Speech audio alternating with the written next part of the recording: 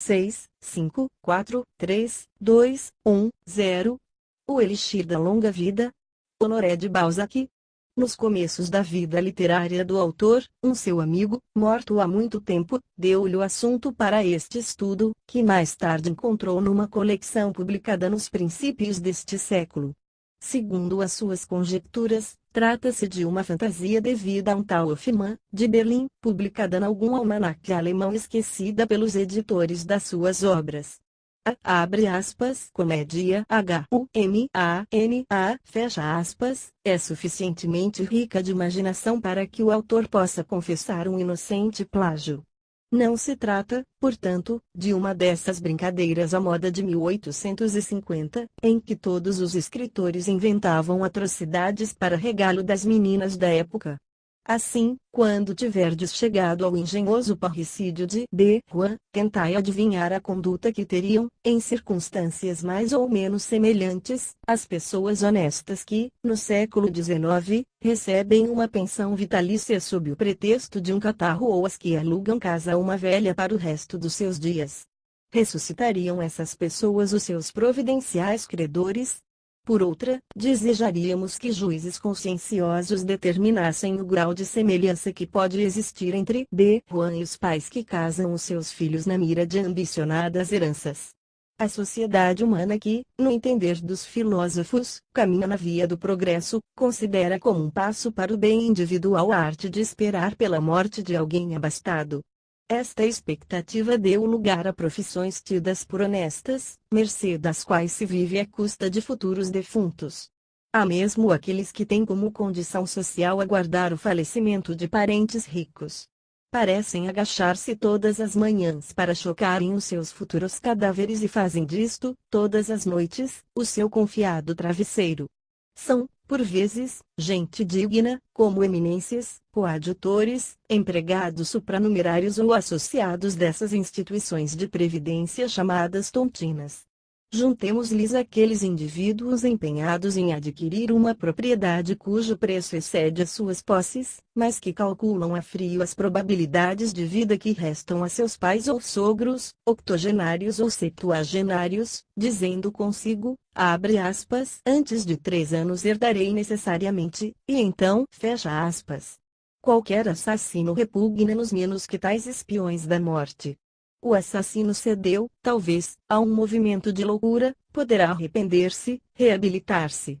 Mas os ditos espiões são sempre espiões, na cama, à mesa, fazendo a sua vida cotidiana. São vis em cada momento que passa. E que espécie de assassino seria tão mesquinho como os referidos espiões?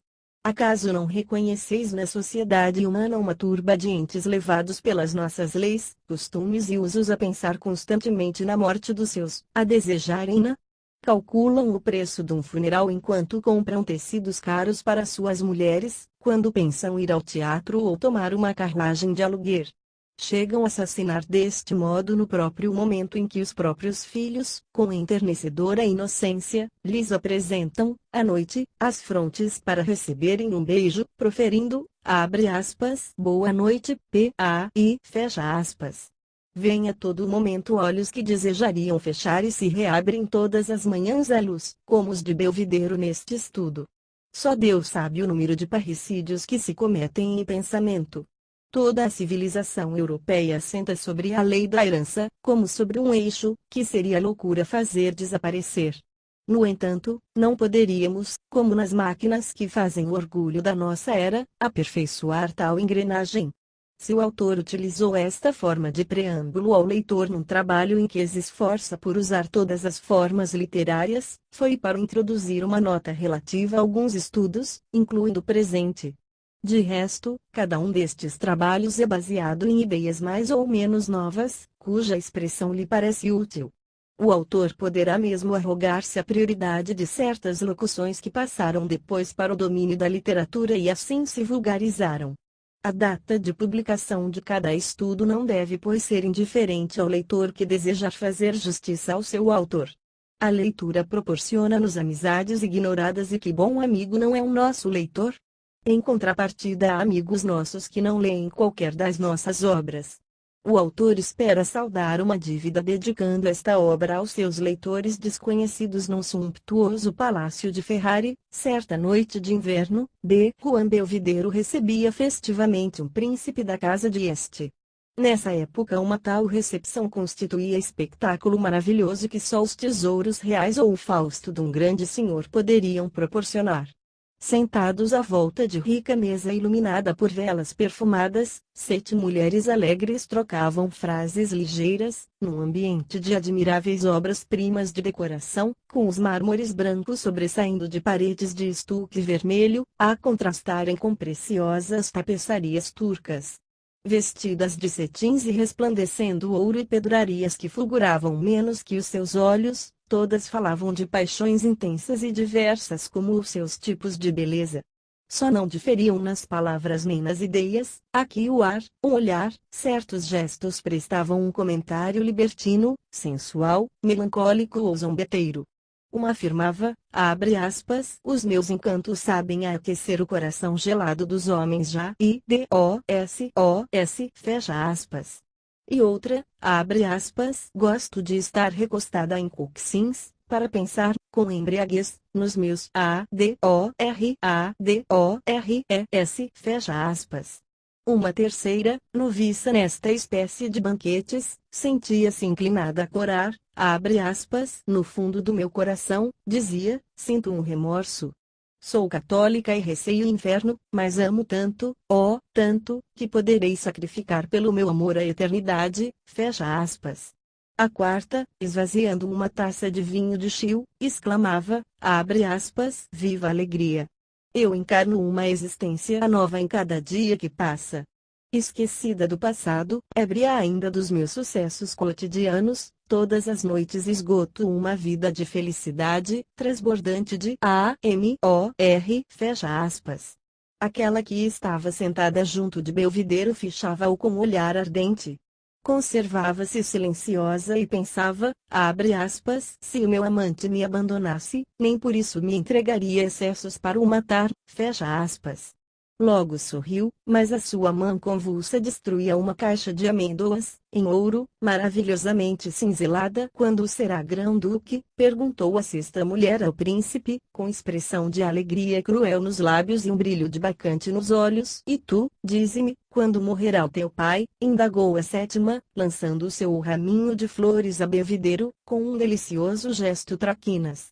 Era uma rapariga de ar inocente, habituada a divertir-se com as coisas sagradas. Ah, não me falem disso, exclamou o jovem e belo D. Juan. Há neste mundo um único Pai eterno, e a desgraça quer que seja o meu. As 7 cortesãs de Ferrari, os amigos de Belvidero e o próprio príncipe soltaram uma exclamação de horror. 200 anos depois, no tempo de Luís XV, as pessoas de bom tom ter-se-iam rido daquele dito de espírito. Mas, talvez que as almas conservassem ainda, no começo de um festim, a sua lucidez. Apesar do clarão das velas, do fremir das paixões, do aspecto dos vasos de ouro e prata, dos vapores do álcool e da presença de encantadoras mulheres, subsistiria ainda no fundo dos corações um pouco do respeito pelos sentimentos humanos e as coisas divinas, que luta até a orgia ou afogar nas últimas gotas de um vinho espumoso. No entanto, já as flores se estrelavam, os olhos desumanizavam-se e a embriaguez chegava, segundo a expressão de Rabelais, à ponta dos pés. E neste momento de silêncio abriu-se uma porta e, como no banquete de Baltazar, o diabo surgiu sob a aparência de velho criado, de cabeça encanecida, o andar vacilante e as sobrancelhas contraídas. Fez a sua entrada com ar triste e com o olhar murchou as grinaldas, amorteceu o brilho das pratas douradas, o viço das pirâmides de frutos, o esplendor da festa, o vermelho dos rostos e a cor dos coxins amarfanhados pelos níveos braços das mulheres, lançou, enfim, a tristeza no estonteamento, proferindo em voz cava estas palavras sombrias, Senhor, vosso pai está a morrer. D. Juan ergueu-se lançando aos seus convidados um gesto que poderia traduzir-se por, abre aspas, desculpem-me, isto não sucede todos os dias, fecha aspas. A morte de um pai não surpreende os jovens entre os esplendores da vida ou as loucas expansões de um festim. É tão brusca nos seus caprichos como uma bacante nos seus desdéns, embora, mais fiel do que estas, nunca iluda ninguém. No momento em que Juan fechou a porta da sala do banquete e caminhou por uma extensa galeria, tão álgida como escura, esforçou-se por tomar uma atitude hipócrita porque, pensando na sua dignidade de filho, tinha posto de lado a alegria juntamente com o guardanapo. A noite estava lôbrega. O discreto serviçal que conduzia Juan ao aposento paterno iluminava mal o seu amo, de maneira que a morte, ajudada pelo frio, o silêncio e a obscuridade pôde suscitar na sua alma, talvez por uma reação da embriaguez, algumas reflexões graves. Assim interrogou o seu passado e ficou cabisbaixo como um acusado caminhando para o tribunal. Bartolomeu Belvidero, pai de Juan, era um nonagenário que passara a maior parte da vida em grandes transações comerciais. Tendo percorrido as mais frequentes vezes as regiões enfeitiçadas do Oriente, adquirira avultadas riquezas e, segundo dizia, conhecimentos mais preciosos que o ouro e os diamantes, a que já então nenhuma importância ligava. Abre aspas, prefiro um dente a um rubi e o poder ao S.A.D.E.R. Fecha aspas, declarava sorrindo. Este excelente pai gostava de ouvir Juan contar-lhe as estúrdias da juventude, dizia, com ar chocarreiro, abre aspas, meu querido filho, faz todas as asneiras que te possam divertir, fecha aspas.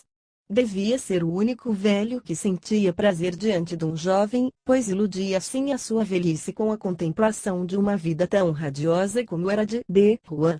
Aos 60 anos Belvidero apaixonara-se por um anjo de beleza e de inocência. O filho fora o único fruto desse tardio e breve amor. Havia 15 anos que o velho chorava a morte da sua querida Joana. A numerosa criadagem e o filho atribuíam a esta dor os hábitos singulares que o ancião contraíra. Refugiado na área menos confortável do palácio, de onde raramente saía, o próprio Juan não entrava ali sem a sua prévia autorização. Quando este estranho anacoreta passeava pelo palácio ou nas ruas de Ferrari, parecia procurar qualquer coisa que lhe faltava, caminhando abstracto, hesitante, meditabundo, como que em luta com uma ideia ou uma recordação. Enquanto o filho dava festas e o palácio ressoava com as expansões da sua alegria, enquanto os cavalos escarvavam nas cocheiras ou os pajens discutiam jogando os dados pelas escadas, Bartolomeu Belvidero comia diariamente 7 onças de pão e só bebia água. Se consentia em servir-se de um prato de galinha era para dar os ossos a um cão de água preto, seu fiel companheiro. Não o incomodava o ruído.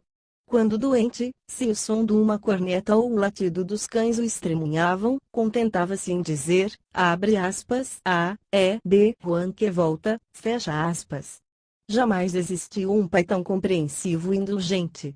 Por isso o jovem Belvidero, habituado a tratá-lo sem cerimônia, tinha todos os defeitos das pessoas amimadas, vivendo com seu pai como uma cortesã caprichosa com um amante velho, conseguindo o perdão de qualquer impertinência com um sorriso, vendendo seu bom humor e deixando-se amar. Reconstituindo no pensamento o quadro dos seus anos de mocidade, Juan compreendeu que lhe seria difícil descobrir uma razão de queixa do autor dos seus dias. Agora, ao atravessar a galeria que o levava ao quarto de Bartolomeu moribundo, sentiu despertar um remorso no fundo do coração e inclinava-se a perdoar-lhe ter vivido tanto tempo. Nutria sentimentos de piedade filial, como um ladrão que preza a honestidade ante a possível posse de 1 milhão bem roubado. Em breve entrou nas desconfortáveis e enormes salas que compunham os aposentos do pai. Depois de experimentar os efeitos de uma atmosfera úmida, em que o cheiro a mofo se exalava das velhas tapeçarias e dos armários cobertos de pó, encontrou-se no quarto do velho, diante do seu leito nauseabundo, junto da lareira apagada. O candeeiro disposto sobre a mesa gótica projetava, a intervalos desiguais, manchas de luz mais ou menos intensas sobre o leito e mostrava o rosto do ancião sob aspectos que variavam. O frio entrava pelas frinchas das janelas mal fechadas e a neve, fustigando as vidraças, produzia um ruído surdo. Esta cena contrastava tão chocantemente com a que Juan acabava de abandonar, que ele não pôde deixar de estremecer. Percorreu um arrepio quando, ao aproximar-se da cama, um clarão do candeeiro provocado por uma lufada do vento, iluminou a cabeça do velho. Tinha as feições descompostas e a pele, colada aos ossos, apresentava tons esverdeados, que a brancura da almofada tornava ainda mais horríveis. Contraída pela dor, a boca entreaberta e desdentada deixava escapar uns gemidos lúgubres, que pareciam prolongados pelos uivos da tempestade. Não obstante estes sinais de destruição, dimanava daquela cabeça uma força sem limites. Dir-se-ia um espírito superior em luta com a morte. Os olhos encurvados pela enfermidade conservavam uma fixidez singular. Parecia que Bartolomeu procurava abater com o seu olhar um inimigo postado junto do leito. A sua mirada, fixa e gélida, tornava-se tanto mais terrível por quanto a cabeça se mantinha imóvel como os crânios lívidos que se vêem nas mesas de anatomia. O corpo, desenhado por inteiro pela cobertura da cama, denunciava a mesma fixidez nos membros. Tudo morrera nele menos os olhos. O ralo que se escapa da sua boca tinha qualquer coisa de mecânico. Juan procurou vencer um retraimento para se aproximar do moribundo, ostentando ainda ao peito o raminho de flores oferecido pela cortesã, trazendo assim para junto da morte de seu pai os perfumes da festa e o cheiro do vinho. Divertias-te, murmurou o velho ao deparar com ele. Nesse instante a voz pura, suave da cantora que deliciava os convivas, acompanhada pelos acordes de um violino, fez esquecer os uivos do temporal ressoando no quarto fúnebre. Juan desejaria bem que não se tivesse feito ouvir ali tão crua afirmativa pergunta do moribundo. Este prosseguiu: não te quero mal por isso, meu filho. Tais palavras, repassadas de doçura, feriram Juan que, no íntimo não perdoou essa pungente bondade paternal. Que remorso, pai, suspirou hipocritamente. Pobre Joanim, insistiu o moribundo com voz lúgubre. Fui sempre tão indulgente para ti que não poderás desejar a minha morte. Oh, exclamou Juan, se fosse possível restituir-lhe a vida. Daria para isso uma parte da minha, abre aspas, estas coisas podem sempre fecha aspas, pensou discretamente. Abre aspas, parece que estou a prometer o mundo a minha fecha aspas. Mal tinha completado este pensamento, o cão ladrou. Aquele ladrido cheio de perspicácia fez estremecer Juan. Afigurou-se-lhe ter sido compreendido pelo animal. Sabia muito bem, meu filho, que podia contar contigo, continuou Bartolomeu. Viverei, pois, e ficarás satisfeito. Viverei, mas sem roubar um só dos dias que te pertencem. Abre aspas, já delira, fecha aspas, comentou para seu filho. Depois acrescentou, em voz alta, sim, querido pai, viverá pelo menos tanto como eu, porque a sua imagem nunca se apagará no meu coração. Não se trata dessa espécie de vida, replicou o velho, reunindo as poucas forças para se erguer um pouco, pois sentia-se abalado por uma dessas suspeitas que só despertam sob o travesseiro dos agonizantes. Escuta, Joanim prosseguiu. Enfraquecido por aquele último esforço, desejo tanto morrer como tu privares-te de diamantes, de vinho, de cavalos, de cães, enfim de dinheiro. Abre aspas, assim, CREIO, fecha aspas, conjecturou ainda Juan, ajoelhando a cabeceira do leito e beijando uma das mãos daquele quase cadáver. Pai, querido pai, disse, temos de nos submeter à vontade de Deus. Deus, sou eu, resmungou o velho. Não blasfeme, suplicou o jovem, deparando no pai com uma expressão de ameaça.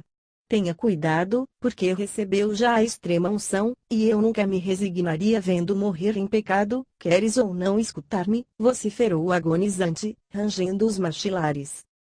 Juan calou-se. Caiu no quarto um silêncio sinistro. Por entre os silvos surdos do granizo, lá fora os acordes do violino e o canto melodioso ouviam-se novamente, tênues como a luz de um dia que desponta.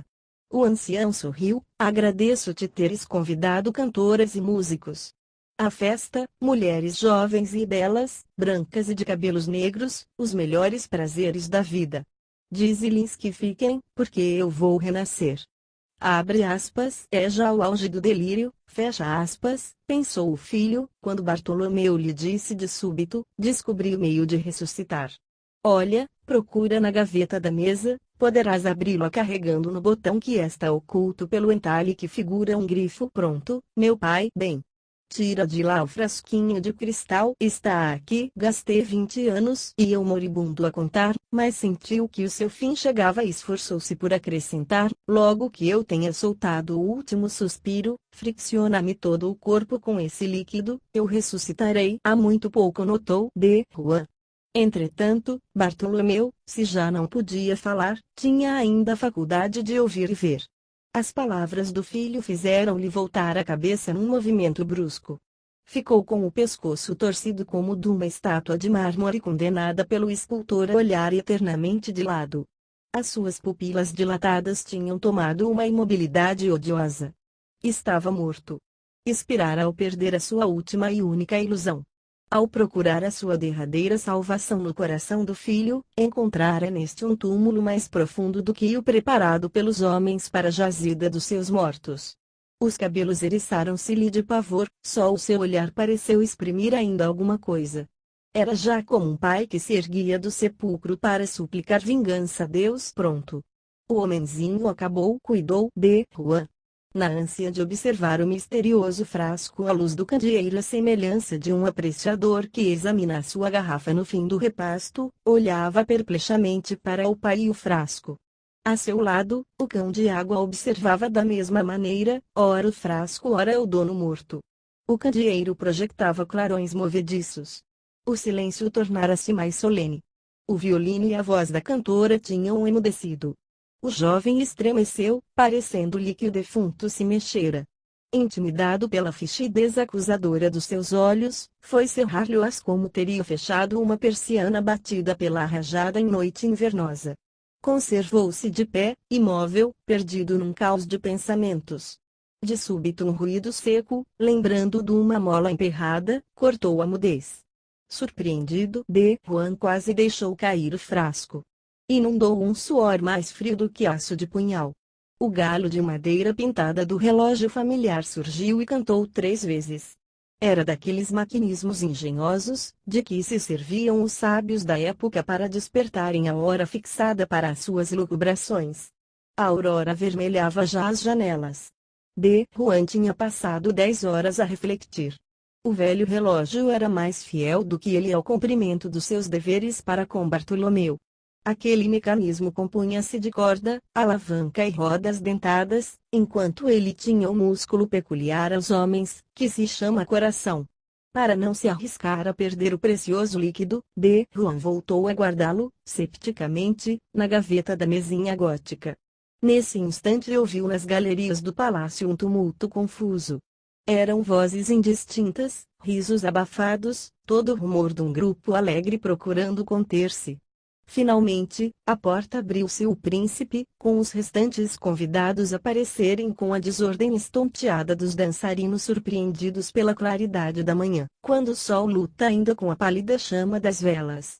Vinham para dar ao jovem herdeiro as condolências da etiqueta. Terá o nosso D. Juan tomado a peito esta morte? Perguntou o príncipe ao ouvido da Brambila. Talvez, respondeu ela, porque o pai era um homem extremamente bondoso. As meditações noturnas de D. Juan tinham-lhe gravado no rosto uma tal expressão que o grupo se sentiu perplexo. Os homens permaneceram hirtos. As mulheres, com os lábios ressequidos pelo álcool, as faces maceradas pelos beijos, ajoelharam e rezaram. O órfão não pôde deixar de estremecer à vista das alegrias contidas, dos risos desfeitos, dos cantos sumidos, da juventude apagada, da beleza desvanecida, de tudo aquilo que personificava o melhor da vida perante a morte. Porém, naquela amável Itália do tempo, o pecado e a religião conjugavam-se de tal maneira que se confundiam. O príncipe apertou afetuosamente a mão a D. Juan e todos os rostos esboçaram simultaneamente uma idêntica expressão, meio triste, meio indiferente. Depois toda esta fantasmagoria protocolar desapareceu, deixando mais vazio o aposento mortuário. Era bem a imagem da vida. Ao descer a escadaria, o príncipe confiou a Rivabarella, quem teria julgado assim o nosso D. Juan, um fanfarrão da impiedade. Afinal, adorava o pai, reparou no cão, indagou Brambila. Aí temos o nosso amigo fabulosamente rico, sugeriu, suspirando, a Bianco Cavatolino. Que importa, desdenhou a orgulhosa Veronese, que destruíra, com mão nervosa a dourada caixinha de amêndoas. Não te importo, clamou o duque. Pois com os seus escudos será tanto um príncipe como eu. A princípio, de Juan, cedendo a 1000 pensamentos, hesitou entre vários partidos a tomar. Depois de ter avaliado os tesouros acumulados por seu pai, voltou, de noite, para o quarto fúnebre, a alma esmagada sob feroz egoísmo. Encontrou todos os serviçais ocupados em ordenar os paramentos do catafalco em que o falecido senhor seria exposto no dia seguinte, ao centro de uma sumptuosa câmara ardente, espetáculo de grande curiosidade, que toda Ferrara viria a admirar. A um sinal de Juan, os criados detiveram-se interditos e trêmulos. Deixem-me só, ordenou com a voz alterada. Continuarão depois de eu sair. Quando os passos do velho mordomo, que foi o último a retirar-se, deixaram de se ouvir sobre as lajes, Juan fechou precipitadamente a porta e disse consigo: experimentemos. O corpo de Bartolomeu fora deitado sobre uma longa mesa. Para ocultarem o odioso espetáculo de um cadáver a que extrema decrepitude e magreza davam o aspecto de simples esqueleto, os embalsamadores tinham envolvido num lençol todo o corpo, excepto a cabeça. Esta espécie de múmia jazia no meio da dependência, com o sudário a desenhar-lhe vagamente e as formar esguias e agudas. No rosto já apareciam largas manchas violáceas, que indicavam a necessidade de se apressar o embalsamamento. Apesar de escudado pelo seu cepticismo, Juan hesitou em desrolhar o frasquinho de cristal. Tremia tanto quando se aproximou da cabeça do defunto que se sentiu constrangido a aguardar um momento. Porém, este jovem, bem cedo corrompido completamente pelos costumes de uma corte dissoluta, foi encorajado por uma ideia digna do famoso Duque de Albi, ao mesmo tempo que era aguilhoado pela curiosidade. Dir-se-ia que o próprio diabo lhe segredava estas palavras, que lhe ecoavam no coração, abre aspas, umedeciam, D-O-S-O-L-H-O-S, fecha aspas. Pegou num pano e, depois de o embeber avaramente no precioso líquido, passou-o de leve sobre a pálpebra direita do cadáver. O olho abriu-se. Ah! Exclamou Juan, enclavinhando os dedos no frasco, tal como apertamos, em sonhos, a haste de que nos suspendemos num precipício. Vi aquele olho pleno de vida, como o olho de criança na cabeça de um morto, a luz cintilando no seu humor líquido juvenil, apenas velada por belos cílios negros, trazendo à memória essas singulares claridades que o viajante avista nos campos desertos, em noites de inverno. Aquele olho resplandecia, parecia querer precipitar-se para Juan, pensava, acusava, condenava, ameaçava, vociferava, mordia. Todas as paixões humanas se agitavam nele, as súplicas mais ternas, a cólera dos reis, o amor de uma donzela pedindo misericórdia aos seus algozes. Tinha, por fim, a mirada profunda que um homem lança aos outros do último degrau para o cadafalso. Havia tanta vivacidade naquele fragmento de vida que Juan recuou, apavorado. Passeou pelo aposento sem ousar fixar aquele olho, que ele revia no chão, nas tapeçarias, por toda a parte. Toda a dependência estava semeada de pontos luminosos, fulgurantes de vida, de inteligência. E todos esses pontos, que eram outros tantos olhos, perseguiam, cercavam Juan.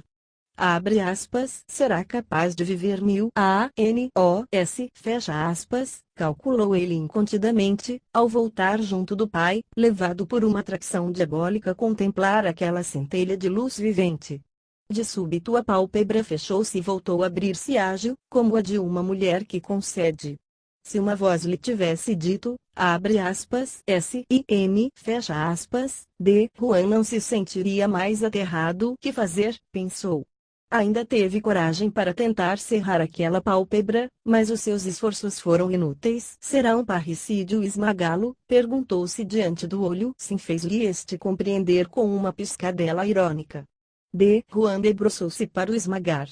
Uma grossa lágrima rolou pelas feices encurvadas do cadáver e caiu sobre a mão do filho. A lágrima queimou.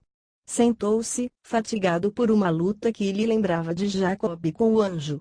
Por fim levantou-se, murmurando, contanto que não haja sangue. Depois, procurando a todo transe não se acobardar, esmagou o olho, servindo-se de um pano e voltando o rosto. Um gemido inesperado, angustioso, surpreendeu. Era o cão que morria uivando. Conheceria o segredo do velho, indagou-se, deitando uma olhadela ao fiel animal. D. Juan Belvidero passou depois aos olhos do mundo por um filho piedoso. Mandou construir um monumento de mármore do mais branco sobre o túmulo de seu pai, confiando as figuras que o ornariam aos mais célebres artistas da época. Só se sentiu perfeitamente tranquilo no dia em que a estátua paterna, ajoelhada aos pés da religião, impôs o seu peso enorme sobre a sepultura em que enterrou o único remorso que ainda poderia sobressaltar-lhe o coração nos momentos de maior lassidão. Depois de feito o inventário das riquezas acumuladas pelo velho orientalista, tornou-se avarento. Acaso não tinha ele de garantir 2 vidas com o seu dinheiro? O olhar tornou-se-lhe perscrutador, alongando-o pela sociedade humana e melhor compreendendo o mundo por avistá-lo através de um túmulo. Analisou os homens e os seus actos para não se importar, de uma vez para sempre, com o passado representado pela história, o presente, encarnado pelas leis e o futuro, desvendado pelas religiões. Tomou o espírito e a matéria, misturou-os num cadinho e, nada a encontrando que valesse a pena, tornou-se, autenticamente, de Juan. No segredo das ilusões humanas, jovem e belo, lançou-se para a vida, desprezando o mundo para melhor dele se apoderar. Assim, a sua felicidade não poderia ser aventura burguesa que se contenta com cozido trivial, uma confortante botija de água quente na cama, no inverno, um candeeiro para a noite e umas pantufas novas em cada trimestre. Apoderou-se da existência como um símio que apanha uma noz e, sem perda de tempo, trata espertamente de desembaraçar o fruto da casca inútil, para lhe saborear a polpa. A poesia e os sublimes arroubos das paixões deixaram de o interessar. Procurou evitar o erro de certos homens poderosos que, supondo que as almas ingênuas creem nas almas fortes, das ideias efêmeras, poderia bem caminhar, como eles, com os pés sobre a terra e a cabeça a tocar os céus. Contudo, preferia refestelar-se e devorar de beijos os lábios, de uma mulher meiga, fresca e perfumada, já que, semelhante à morte, extinguindo impudentemente tudo por onde passava, exigindo só o amor que possuía, um amor oriental, que lhe proporcionasse apenas amores longos e fáceis. Amando na mulher só a fêmea, adoptou a ironia como atitude própria da sua alma. Quando nos seus braços as amantes subiam ao paraíso, perdidas num êxtase de embriaguez, acompanhava-as, meio grave, meio expansivo, tão sincero como um estudante alemão. Dizia sempre eu, enquanto a louca apaixonada dizia nós, sabia admiravelmente deixar-se cativar por uma mulher. Tinha sempre domínio suficiente para fazer acreditar que tremia como o estudantinho do liceu que segreda a primeira rapariga com quem volteia num baile, abre aspas, gosta de dançar, fecha aspas. Mas não sabia menos utilizar uma espada dura e abater comendadores. Ocultava-se zombaria na sua simplicidade e riso nas suas lágrimas, chorando tão bem como a esposa que diz ao marido, abre aspas, dá-me uma carruagem ou morrerei de tísica, fecha aspas.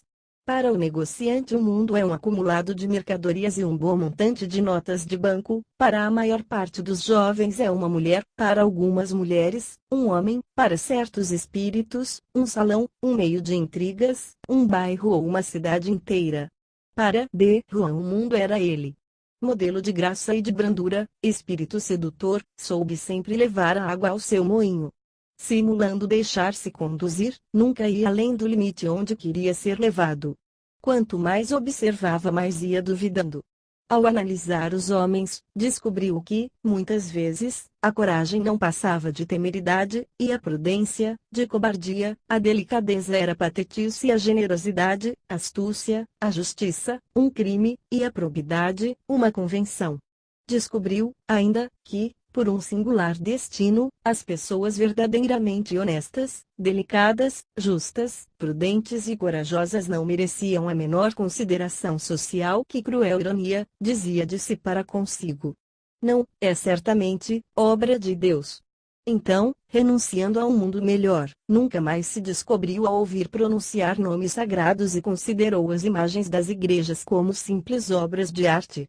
Assim, conhecendo o mecanismo das sociedades humanas, procurava não ferir demasiados preconceitos, por não se sentir tão forte como os carrascos, mas iludia as leis sociais com subtileza e espírito. Foi a encarnação de Juan, de Molière, do Fausto, de Goethe, do Manfred, de Byron e do Melmoth, de Maturin. Grandes figuras criadas pelos maiores gênios europeus, cantadas em acordes de Mozart e, talvez, um dia, em áreas de Rossini. Entes terríveis, que o príncipe do mal eterniza e de que se encontram alguns exemplares através dos séculos, quer quando tais personagens entram em negociações com os homens, encarnadas em Mirabial, quer se contentem em agir sobrepeticiamente, como Bonaparte ou em abraçar o mundo numa ironia, como Rabelais. Mas o gênio, ainda mais profundo, de Juan Belvidero, resumiu, com antecipação, todas essas figuras criadas pela genialidade.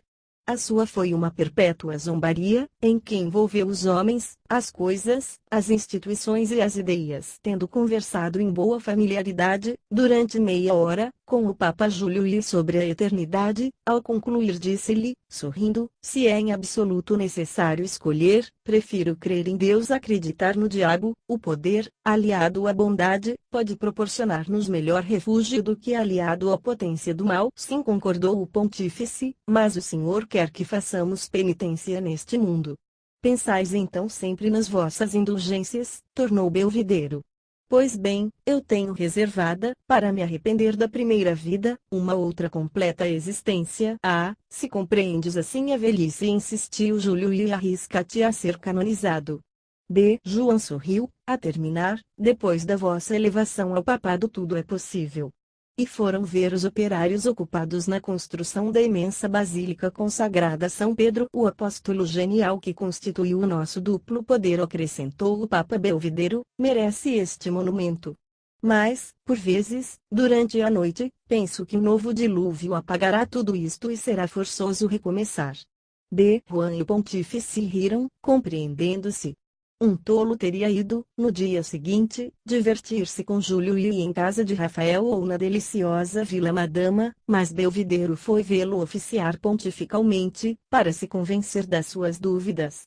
Num banquete, o Rovere teria podido desmentir-se e comentar o Apocalipse. Mas esta lenda não foi criada para fornecer elementos àqueles que desejem escrever memória sobre a biografia de Juan. Destina-se a provar às pessoas honestas que Belvidero não morreu no seu duelo com uma figura de pedra, como querem fazer-nos acreditar alguns biógrafos. Quando atingiu os 60 anos, Belvidero fixou-se em Espanha. Aí, mais avançado em idade, desposou uma jovem e encantadora andaluza. Por cálculo, não foi bom esposo nem bom pai. Tinha concluído que nunca seremos tão ternamente amados como pelas mulheres a quem damos menos atenções. Dona Elvira, santamente criada por uma velha tia, nos confins da Andaluzia, a algumas léguas de Sanlúcar, era toda dedicação e graça. Juan pressentiu que seria mulher para lutar durante muito tempo contra uma paixão antes de lhe ceder. Assim esperou poder conservá-la virtuosa até a sua morte. Foi um divertimento arriscado, uma como que partida de xadrez que reservou para jogar quando já fosse velho. Decidiu, pois, subordinar todos os seus actos ao êxito da comédia que deveria ter o desfecho no seu leito de morte. Assim a sua fortuna permaneceu enterrada no palácio de Ferrari, onde ia raramente. O resto dos seus bens empregou-os em viajar, no prolongamento da sua vida artimanha esta que deveria ter ocorrido também a seu pai. Porém, tal astúcia não foi para ele de grande proveito. O moço Felipe Belvidero, seu filho, saiu-lhe um espanhol tão conscienciosamente religioso quanto o pai era ímpio. Isto, talvez, em obediência ao provérbio, pai avarento, filho pródigo. O abade de Sanlúcar foi escolhido para diretor espiritual da duquesa de Belvidero e de Filipe. Era este eclesiástico um santo homem, de admirável estatura, bem proporcionado, belos olhos e rosto a Tibério, fatigado pelos jejuns, empalidecido pelas macerações e dia a dia tentado, como são os solitários. O já então idoso D. Juan esperava talvez poder ainda matar uma anacoreta antes de terminar o primeiro prazo da sua vida. Mas, ou porque o abade fosse de temperamento tão forte como ele, ou porque Dona Elvira possuísse menos ardência ou mais prudência do que a Espanha habitualmente concede às mulheres, Belvidero viu-se constrangido a passar os seus dias calmo como um velho reitor de aldeia, sem escândalos caseiros. Por vezes sentia prazer em apanhar a mulher ou o filho em falta para com os seus deveres religiosos e ordenava-lhes imperiosamente que cumprissem as suas obrigações de fiéis da Santa Sé Apostólica. Finalmente, raro era tão feliz como quando ouvia o afável cura de São Lucar, Dona Elvira e Felipe entretidos em discutir um caso de consciência. Entretanto, apesar dos cuidados extremos que dedicava à sua pessoa, os dias da sua decrepitude chegaram, e, com os achaques da idade, vieram as imprecações da impotência, tanto mais desesperadora quanto mais vivas eram as recordações da sua ardente juventude e de sua voluptuosa maturidade. Aquele homem para quem o maior divertimento era obrigar os outros a acreditarem nas leis e nos princípios de que desdenhava, adormecia à noite atormentado por um talvez modelo de bom tom, aquele duque, ousado numa orgia, soberbo mas cortês, espirituoso junto das mulheres, a quem vergava pelo coração como um campônio verga uma haste de vime, enfim aquele homem de gênio, tinha um defluxo renitente, uma ciática reliadora, uma gota feroz. Via os dentes irem-se-lhe como, ao fim de uma festa nocturna, as mulheres mais brancas e melhor vestidas se retiraram, uma a uma, abandonando a sala deserta e desguarnecida. Depois, as suas mãos afeitas tremeram, as pernas esbeltas vacilaram e, uma noite, a apoplexia apertou-lhe a garganta com as suas mãos aduncas e gélidas. Tornou-se, desde então, quesilento, áspero. Censurava a dedicação do filho e da mulher, atribuindo os seus cuidados enternecidos, desvelados, ao facto de ele ter empregado toda a sua fortuna em rendimento vitalício. Elvira e Felipe choravam lágrimas amargas e redobravam de carícias para com o maldoso velho, que, em voz enfraquecida, que procurava tornar afectuosa, dizia: meus amigos, minha querida esposa, perdoam-me, não é verdade. Atormento-vos um pouco. Ah, meu Deus, por que te serves de mim para pôr à prova estas santas criaturas? Eu, que devia ser a sua alegria, não passo do seu martírio. Assim os acorrentava à cabeceira do seu leito, fazendo-lhes esquecer meses de rezinga e de crueldade, naquela hora em que lhes desvendava os inesperados tesouros da sua espirituosidade e da sua falsa ternura. Este seu modo paternal resultou infinitamente melhor do que o outro usado por seu pai. Por fim o seu estado agravou-se de tal maneira que, para o meterem na cama, era necessária uma manobra tal como a de meter uma embarcação num canal perigoso. E chegou o dia da morte.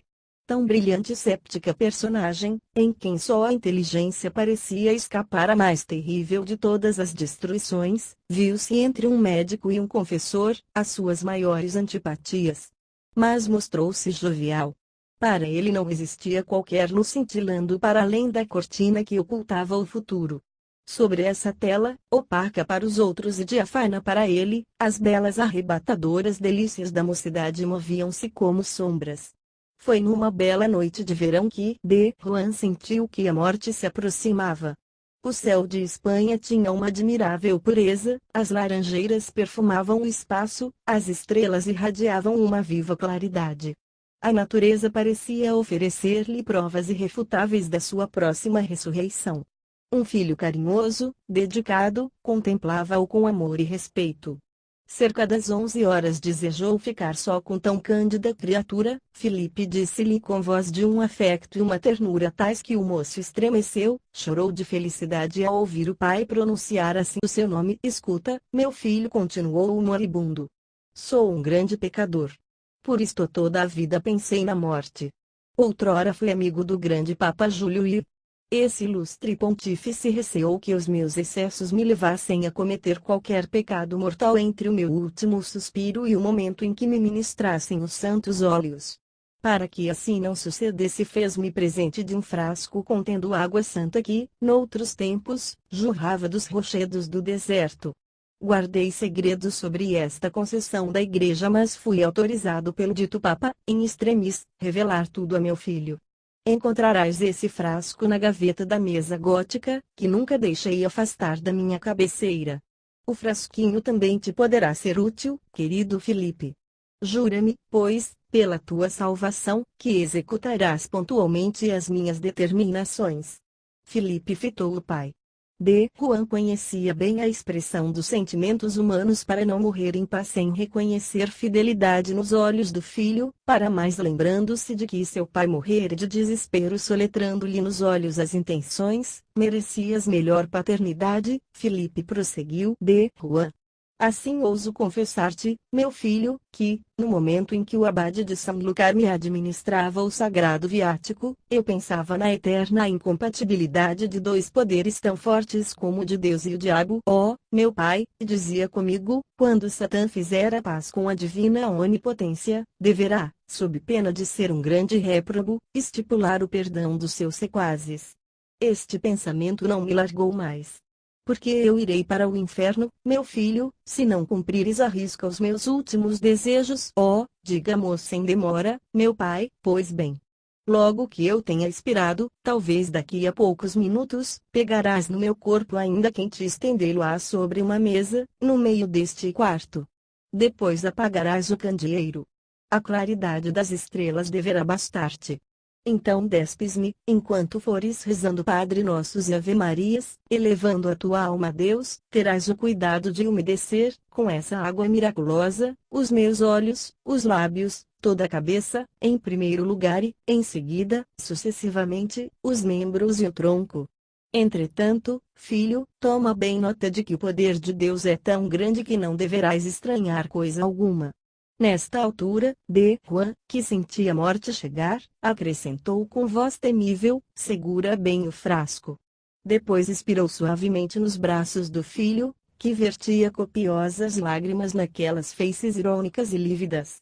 Era cerca de meia-noite quando D. Felipe Belvidero colocou o cadáver sobre a mesa. Beijou-lhe a fronte e os cabelos encanecidos e apagou o candeeiro. A claridade suave do luar que iluminava o campo com revérberos caprichosos mal permitiu ao piedoso mancebo distinguir o corpo do pai, como uma alongada mancha branca no seio da sombra. Embebeu um pano no líquido e, recolhido em oração, ungiu a cabeça do querido defunto, em profundo silêncio. Ouvia indistintos rumores, mas atribuiu-os ao cicio da brisa na copa das árvores. Mal acabava de molhar o braço direito do morto quando lhe pareceu que outro braço veio apertar-lhe tenazmente o pescoço. Sentindo-se estrangulado, soltou um grito dilacerante e deixou cair o frasco, que se quebrou. Os criados acorreram trazendo luzes. O grito tinha-os aterrado como se a trombeta do juízo final tivesse abalado os ecos do mundo. Num momento o quarto encheu-se de gente. A criadagem, trêmula, encontrou D. Felipe desmaiado mas seguro pelo braço forte de seu pai, que o estrangulava. Depois, caso sobrenatural, os circunstantes depararam com a cabeça de D. Juan tão jovem e bela como a de Antinous, uma cabeça de cabelos negros, olhos brilhantes, boca vermelha, e que se agitava horrivelmente sem poder mover o corpo esquelético a que pertencia. Um velho serviçal gritou, milagre! E todos aqueles espanhóis repetiram, em uníssono, milagre. Suficientemente religiosa para não se fiar nos mistérios da magia, Dona Elvira mandou chamar o abade de Sanlúcar. O pároco, assim que pôde constatar o milagre, pensou logo aproveitar-se do extraordinário facto, como homem esperto e abade que só desejava aumentar os rendimentos da freguesia. Declarando imediatamente que D. Juan seria canonizado, infalivelmente, marcou a cerimônia para a Epifania para o seu convento, que daí em diante declarou São Juan de Lucar. A estas palavras, a cara do defunto teve um esgar irônico. A inclinação dos espanhóis por este gênero de solenidades é tão conhecida que não será difícil conceber a pompa das cerimônias religiosas em que o cura de Sanlúcar celebrou a transladação do bem-aventurado D. Juan Belvidero para a sua igreja. Alguns dias depois da morte daquele ilustre senhor, o milagre da sua ressurreição incompleta foi tão largamente comentado, de povoação em povoação, num raio de 50 léguas à volta de Sanlúcar, que, num grande espetáculo de peregrinação, os curiosos acorreram de todos os lados, atraídos pela perspectiva de um Te Deum solenemente cantado à luz dos círios.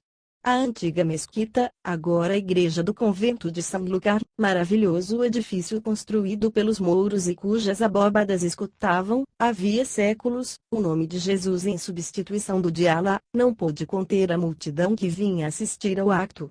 Apertados como formigas num formigueiro, os fidalgos, com suas capas de veludo e belas espadas à cinta, conservavam-se junto dos pilares, quase sem espaço para dobrar o joelho que só ali se dignavam dobrar. Encantadoras camponesas com as vasquinhas a moldarem-lhe as formas airosas, davam o braço a velhos encanecidos. Moços, de olhos ardentes, eram vistos ao lado de velhas arrebicadas. Avistavam-se ainda, entre a multidão, parzinhos jovens radiantes de alegria, namoradas curiosas trazidas pelos bem-mamados, algumas casadinhas de fresco, e, finalmente, crianças receosas pela mão das mães. Toda aquela gente estabelecia flagrantes contrastes, carregada de flores, colorida, despertando um surdo rumor na quietação da noite. As grandes portas da igreja descerraram-se. Os que haviam chegado tarde demais ficaram no adro, assistindo de longe, pelos portais escancarados, a um espetáculo de que as reduzidas cenas das óperas modernas nunca poderão dar uma pálida ideia. Devotos e pecadores empenhados em ganhar as boas graças de um novo santo, acenderam em seu louvor milhares de círios na vasta igreja, flâmulas interesseiras que emprestavam aspectos de magia ao majestoso templo. As escuras arcarias, as colunas e os seus capitéis, as capelas profundas, resplandecendo de ouro e prata, as galerias, os rendilhados mouriscos, os mais subtis pormenores daquela arquitetura delicada, desenhavam-se num exuberante clarão, como as figuras caprichosas dos grandes brasidos ardentes. Era um mar de luzes, dominado ao fundo pelo coro dourado sobranceiro ao altar-mor, rivalizando, em esplendor, com o sol nascente. Com efeito, o brilho dos áureos lampadários, dos candelabros argênteos, dos planejamentos, das imagens e dos ex-voto, parecia esmorecer ante o relicário que continha o corpo de Juan. Os restos mortais do ímpio resplandeciam de pedrarias, flores, ouro, plumas brancas como asas de anjo e substituíam, sobre o altar, um painel de Cristo. À sua volta numerosas flamas erguiam no ar clarões rutilantes. O bom abade de Sanlúcar, com paramentos pontificais, a mitra ornada de pedras preciosas, de sobrepeliz e báculo de ouro, sentava-se, como monarca, num cadeirão de luxo imperial, no meio do seu cabido, composto de impassíveis anciãos encanecidos, vestidos de alvas e que o rodeavam, como as santas figuras que os pintores agrupam, nos seus painéis, à volta do Eterno. O grande chantre os dignitários do capítulo, ostentando as vistosas insígnias das suas prerrogativas eclesiásticas, iam e vinham por entre nuvens de incenso. Quando chegou a hora da solene consagração, os sinos tangeram e todos dirigiram ao Altíssimo a primeira hosana de louvor, que iniciou o Te Deum. Clamor sublime. Eram vozes puras, cristalinas, de mulheres em êxtase, confundidas com vozes masculinas, fortes e graves, num coro tão poderoso que o órgão não conseguia dominá-lo com o vibrar dos seus largos acordes. Só as notas agudas dos meninos do coro e as dos barítonos suscitavam a ideia da infância e da força naquele fantástico concerto de vozes humanas unidas num sentimento de amor, Te Deum Laudamus.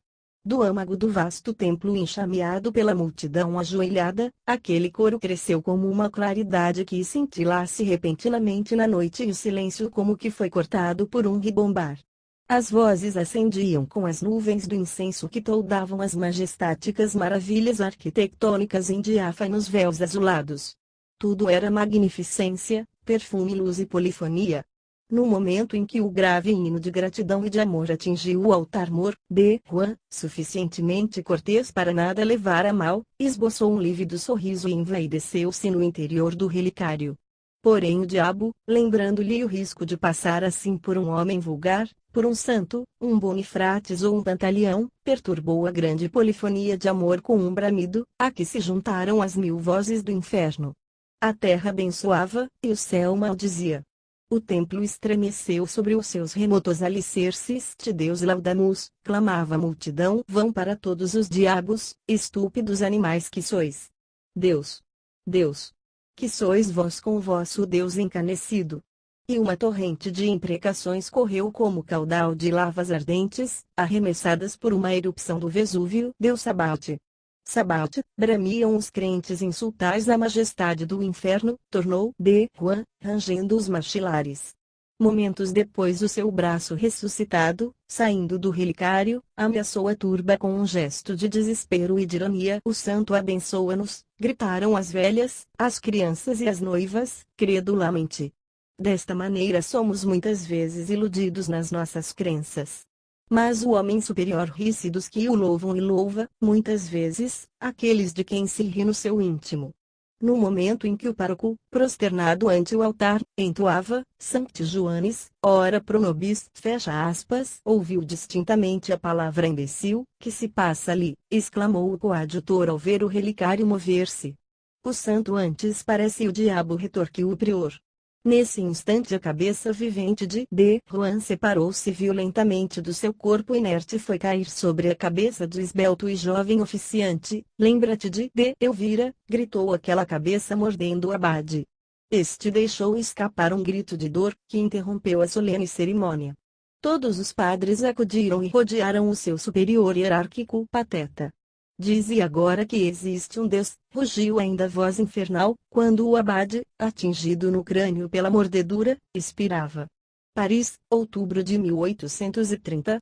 Fim.